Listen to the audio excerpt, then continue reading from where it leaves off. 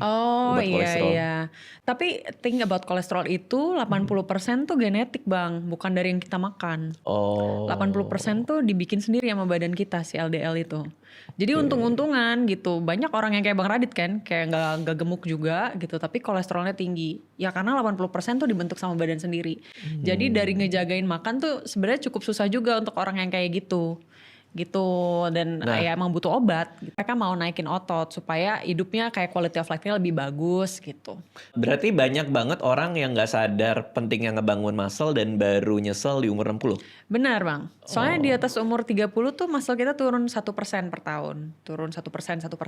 Jadi waktu di umur 60 kan berarti udah turun banyak banget kan. mhm. Kalau modal dari umur 30-nya nggak gede gitu, ya umur 60 udah nggak terlalu fungsional. Udah pada kayak jalannya mungkin kayak lama, seok-seok, atau kayak di kursi roda kayak gitu. Telat nggak sih kalau udah umur 60 baru mikir?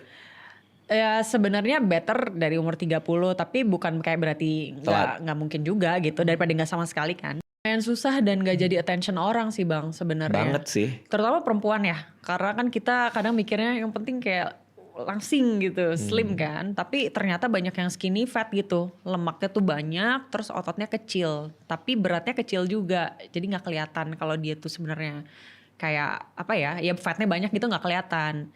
Nah itu Oke. mostly karena ngurang-ngurangin makan gitu, cuma makannya ya udah jadinya karbo doang atau kayak lemak doang. Ada juga antioksidan misalnya, atau ternyata butuh suntik yang sekarang mungkin lagi kayak hits gitu ya, berbagai peptide untuk Hmm. kayak obesitas gitu kan. Itu aman nggak sih kayak gitu-gitu? Ada yang memang aman, jadi emang peptide-nya udah approve nih secara FDA, kayak Hmm. semaglutide itu approve. Tirzepatide mungkin kayak merek O ya kalau sering denger. Oh, FDA itu kan BPOM-nya Amerika lah. Betul, secara global Hmm. gitu ya. Tapi sekarang banyak peptide yang kayak dijual di gym, di salon gitu yang kayak belum approve FDA sebenarnya. Oh, Jadi itu itu yang itu yang bahaya. berbahaya. Kalau sering dengar namanya retatrutide gitu. Nggak tahu. Sering diperjualbelikan di threads kayak gitu. Itu dari pemerintah ngelarang dong apa gimana? Di Indo harusnya belum masuk. Di luar negeri ada, entah Hmm. kenapa, walaupun sebenarnya belum ini, masih phase 3 trial gitu lah, masih research.